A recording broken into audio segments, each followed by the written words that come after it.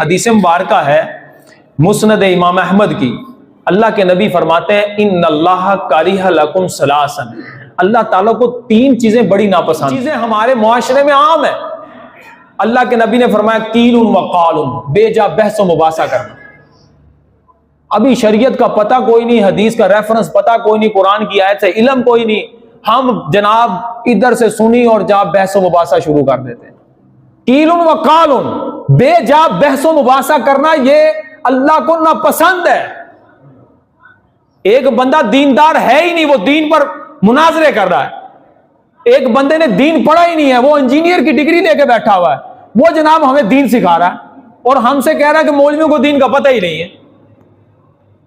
اور پھر اسی طرح اللہ کے نبی نے فرمایا کثرت السوال، سوال زیادہ کرنا بھی یہ بھی اللہ تعالیٰ کو ناپسند ہے۔